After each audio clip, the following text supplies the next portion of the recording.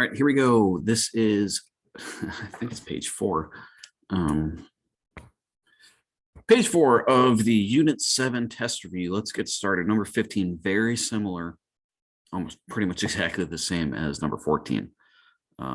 So I shouldn't have to explain this one too terribly much. So we got triangle DEF, and they're telling us E is the right angle. All right, so let's see if the tangent of D, all right, keep in mind tangent, opposite over adjacent, right? So if we're looking, if we're using D as our reference angle, the opposite is going to be EF, right? So EF, segment EF is 13. The adjacent is 19, right? And they want to know the cosine of F. So what we need to do is we need to figure out the hypotenuse, and we should really call this little e or lowercase e, right?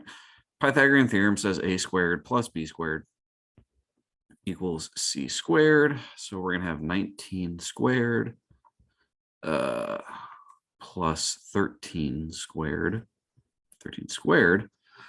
equals e squared. All right, I'm using a new stylus, so sorry if my handwriting's worse than it usually is. All right, so let's see. That's going to give us 19 squared plus 13 squared. 530. So e squared equals 530. And actually, I'm just going to go ahead and call this e is the square root of 530. Now, I was working on this problem earlier with someone. I can't remember who it was, but I think we determined 530, the square root of 530 does not break down. So we're just going to go ahead and leave it as the square root of 530, and that's fine. It looks weird, but that's okay. So we know the cosine of angle F, right? That's going to equal, cosine is the adjacent. So using F as our reference angle now, the adjacent is 13. So the cosine of F equals 13 over the square root of 530. All right. If we simplify or if we rationalize that, that's going to give us 13 times the square root of 530 over 530. Right. And that's going to be the answer. That is the cosine of F. Now, part B, find all the measures of the angles. Okay, let's not overcomplicate this. E is equal to 90. E equals 90. I'm going to try to avoid that square root of 530 just because, you know, it's a bigger number, obviously. So let's just go with the tangent. The tangent is the only one that doesn't have the hypotenuse involved. So I don't know, let's say the tangent of F. The tangent of F is going to be 19, the opposite, over the adjacent, which is 13. And again, we're looking for the inverse, right? So we're going to have the inverse tangent. The inverse tangent of that fraction of 19/13 equals angle F. All right, let's go ahead and type that in. So the inverse of 19/13 equals, we're going to call that 56. All right, so round to the nearest whole degree, so equals 56. All right, so we have E is 90, F is 56. That leaves us with angle D. Angle D has to equal 34. Right, because 34 plus 56 plus 90, that gives us our 180. All right, that was number 15. Now, 16, 17, 18, I think it's the next 6. Ideally, these should be review problems, okay? We've had plenty of practice with this 30, 60, 90 stuff, but just in case, let's look at this again. We have 30, 60, 90. We're going to call this X, 2X, and X for 3. I don't remember if I did this in the last video or not, right? So 30, 60, 90, 3 different angles, 3 different side lengths. So X is the shortest. The shortest side always goes across from the smallest angle.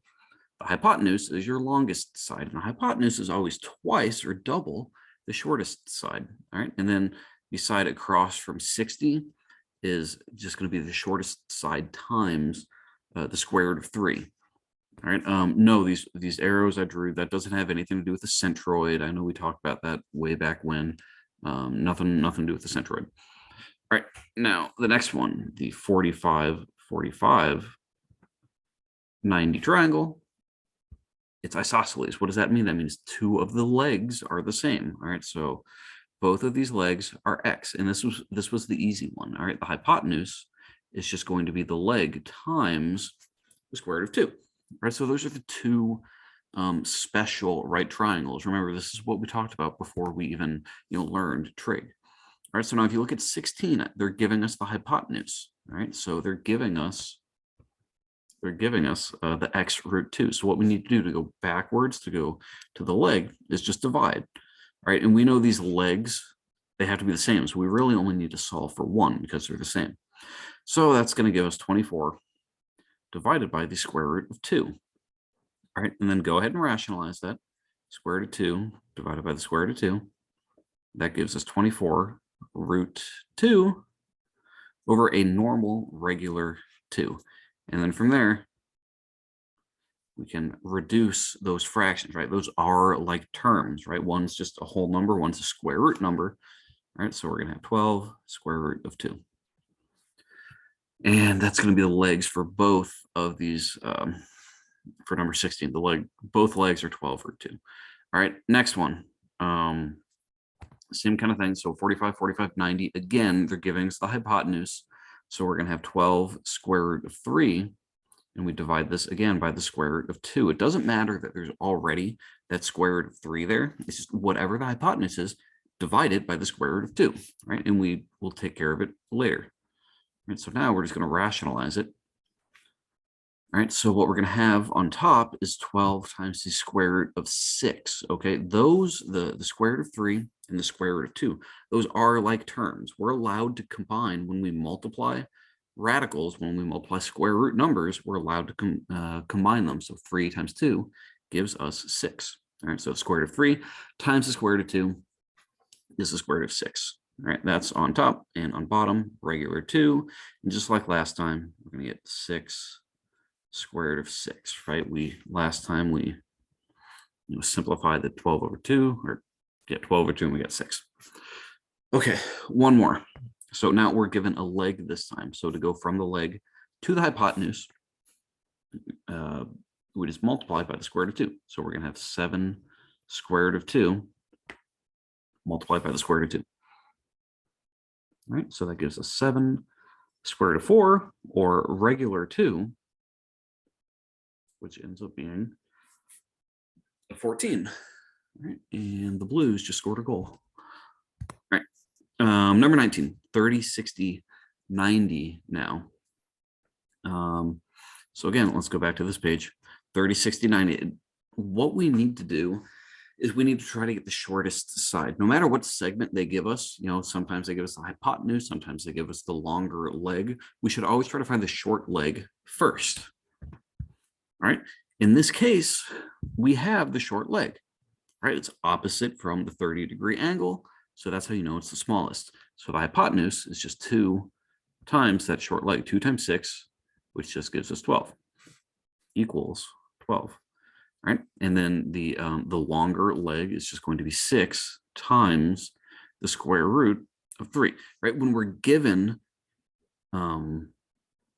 the short leg, it's an easy problem. All right, we don't have to do. There's not too much involved. All right, so on number 20, they're giving us the long leg. So to go from the long leg to the short, we have to divide by the square root of 3. Right, so we're going to have 15 square root of 3 divided by the square root of 3. Now, I've seen a lot of you guys rationalize this, which is fine. That'll work, but you're working too hard, right? You have a root 3 on top and a root 3 on bottom. They just cancel out. All right, and that's just a 15, right? And to kind of show you why that is, let's just take a look at it. 15 root 3 over the square root of 3, right? What we're going to do, rationalize. We got root 3 over the square root of 3. That equals 15 times regular 3 over regular 3, right? You might be able to see that now. Or 45 divided by 3, and 45 divided by 3 is 15, right? So when you have a problem like this, it's a little bit silly, a little bit redundant to go through that whole process when we can just cancel out the square root of 3's from the beginning. All right, now 21, last one. We're given the hypotenuse. To go from the hypotenuse to the short leg, all right, this one is easy. Just divide by a regular 2, all right? So 18 divided by 2 just gives us a 9, right? So now to go from the 9 to this side, we just multiply it by the square root of 3.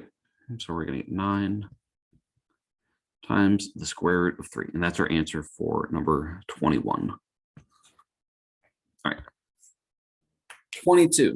This one, man, I'm pretty sure we've had this one before on I think the quiz review. I think I gave you the same exact problem, or it might have been a homework problem. I don't know, but we've seen this before. All right. This is one of those problems where you have to draw on an extra line. All right. So we've seen these from time to time. So they're kind of sneaky in that way. So just take this line over here, right, and then just drag it over, right? So we know that has a length of 10. So now what we can do is let's focus in on the blue triangle, right? So if we look at this triangle, we got a 30, 90. This is a 60, and I know it's a bad picture. Okay, it's not to scale, but you know, that's just, we got to make do. All right, so we're really given the short side here. All right, so the short side is 10. That means the middle, or the long leg of the triangle is going to be 10 square root of 3. And I know they're not asking for that, but we need to find it eventually, and you'll see why. Well, actually, I don't think we do need it in this problem. But anyways, we can find it easily, so why not, right? And then the hypotenuse is just twice the short leg, so it's going to be 20. Right, and again, it's not to scale. I realized the 60-degree doesn't look like the, you know, it looks smaller than the 30, but it's not to scale, so get over it. All right. So yeah, we did need, I take it back, we do need this 10 square root of 3. We're going to pull that up here. We have 10 square root of 3. Now, the whole length, all right, this whole thing is 16 square root of 3. All right, and this is 10 root 3. So this extra piece right here, all right, that is just going to be the difference between the two, just 16 root 3 minus 10 square root of 3. And that's going to leave us with 6 square root of 3. So this is 6 square root of 3.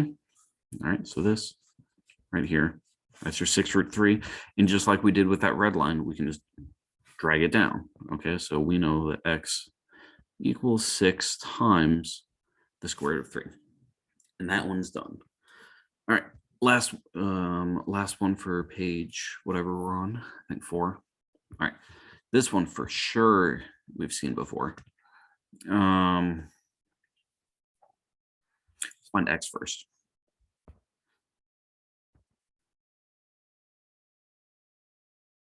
All right, so 30, 60, 90 triangle.